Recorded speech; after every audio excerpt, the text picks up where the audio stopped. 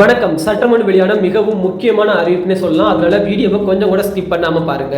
கடன் தள்ளுபடிக்கான ஒரு முக்கிய அறிவிப்பை பார்த்தீங்கன்னா தமிழகம் மற்றும் மத்திய அரசு வெளியிட்டிருக்காங்க. இதனால பார்த்தீங்கன்னா பொதுமக்களுக்கு ஒரு பயனுள்ள தகவலாக இருக்கும். தமிழ்நாட்டில் கடன் தள்ளுபடி திட்டங்களில் விவசாயிகள் மற்றும் மகளிரின் சுய உதவிகளுக்கு உதவுவதற்கென அமல்படுத்தப்பட்டுள்ளது. விவசாய கடன்கள் தள்ளுபடி 2016ஆம் ஆண்டில் தமிழக அரசு சிறு மற்றும் நடுத்தர விவசாயிகளில் கிட்டத்தட்ட 5318 கோடி மதிப்பிலான நிலுவையில் இருந்த பயிர் கடன்கள், நடுத்தர மற்றும் நீண்ட கால வேளாண் கடன்களை தள்ளுபடி செய்தது. அதனைத் தொடர்ந்து மகளிரின் சுய உதவி கடன்கள் கிட்டத்தட்ட 2023ஆம் ஆண்டில் கிருஷ்ணகிரி மாவட்டத்தில் உள்ள 42.44 கோடி மதிப்பிலான 1046 மகளிரின் சுய உதவிக்குழுக்கு கடன்கள் தள்ளுபடி செய்யப்பட்டு வழங்கியது. அதனைத் தொடர்ந்து 2022ஆம் ஆண்டில் 5 சவரனுக்கு கீழ் உள்ள கூட்டுறவு சங்கங்களில் நகைக்கடன் வைத்தவர்களின் தகுதி உடையவர்களில் கடன்களை தள்ளுபடி செய்வதற்கான தகுதி உள்ள மற்றும் தகுதியற்ற நபர்களின் பட்டியலை தயாரிக்க துணை உதவியாளர் தலைமையில் ஒரு குழு அமைக்கப்பட்டது.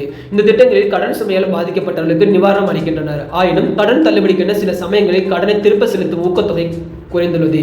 நிதி நிறுவனங்களின் செயல்பாடுகளை பாதிக்கப்படுத்தப்படும் என்பதால் மத்திய அரசு பொதுவாக கடன் தள்ளுபடியை தெரிவிக்கின்றனர். அது மட்டும் அல்லாமல் பார்த்தீங்கன்னா ஒவ்வொரு ஆண்டும் பார்த்தீங்கன்னா தேர்தல் நடைபெறும் போது மட்டுமே இந்த ஒரு கடன் தள்ளுபடி அறிமுகப்படுத்தப்பட்டு வருகிறது.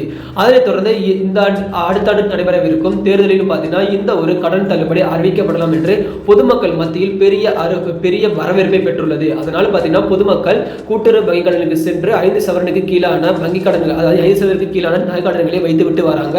அது மட்டும் அல்லாமல் பார்த்தீங்கன்னா கூட்டுறவில் இருந்து கடன் பெற்றுட்டு வராங்க. அதை தொடர்ந்து பார்த்தீங்கன்னா ரீசெண்டாக நடைபெற்ற ஒரு அறிவிப்பில் கூட்டுறவு வங்கிகளின் மூலம் வாங்கும் கடன்களை மக்கள் திருப்பி செலுத்தினால்தான் அரசாங்கத்தை நடத்த முடியும் என அமைச்சர் துரைமுருகன் தெரிவித்துள்ளார். வேலூர் மாவட்டம் காட்பாடியில் நடைபெற்றுள்ள கூட்டுறவு வார விழாவில் கலந்து கொண்டு பேசிய அவர், கூட்டுறவு வங்கி கடனை வாங்கினவர்கள் தள்ளுபடி செய்து விடுவார்கள் என்று எண்ண வேண்டாம். அது மட்டும் இல்லாமல் தள்ளுபடி செய்தால் வங்கியை எப்படி நடத்த முடியும் என்று கேள்வி எழுப்பியுள்ளார். மேலும் பொங்கல் பண்டிகையும் அதனைத் தொடர்ந்து அடுத்தடுத்த பண்டிகைகள் வருவதால் மக்களுக்கு இலவசமாக பொங்கல் பொருட்கள் வழங்கப்பட்டுள்ளதால் கட ஊழியர்களுக்கு நியமனமாக செய்யப்படும் என்றால், அது மட்டும் இல்லாமல் பார்த்தீங்கன்னா இவர் கூறுகையில் பார்த்தீங்கன்னா இந்த ஆண்டு கூட்டுறவு வங்கி கடனின் மூலம் வாங்கும் கடன்கள் தள்ளுபடி செய்யப்படாது என்று தெரிய வந்துள்ளது. அதனைத் தொடர்ந்து கனரா வங்கி ஒரு முக்கிய அறிவிப்பை வெளியிட்டுள்ளது. இந்தியாவில் மிகப்பெரிய பொது வங்கிகளில் ஒன்றான கனரா வங்கி அதன் வாடிக்கையாளருக்கு புதிய சலுகைகளை அறிவித்துள்ளது. தற்போது குறைந்த வட்டியுடன் வீட்டு கடன்கள் மற்றும் வாகன கடன்களை வழங்குவது, செயல்முறை கட்டணத்திற்கென ஆவண செயல்பாடு கட்டணத்திற்கென முழுமையான தள்ளுபடி வழங்குகிறது.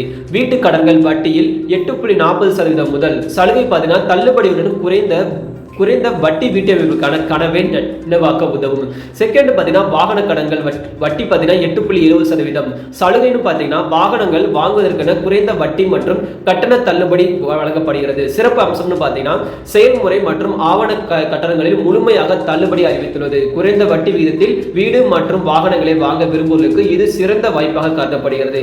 தள்ளுபடி சலுகைகள் குறிப்பிட்ட காலத்திற்கு மட்டுமே செல்லுபடியாகும் என்பதால் விரைவாக விண்ணப்பிக்கவும். மேலும் விவரங்களுக்கு அருகில் உள்ள கனரா வங்கி கிளையை தொடர்பு கொள்ளவும் அல்லது அதிகாரிகளுடைய இணையதளத்தை காணவும். இந்த தள்ளுபடி வாய்ப்பு உங்கள் கனவுகளின் நினைவாக்கும் என்று கனரா வங்கி அறிவித்துள்ளது.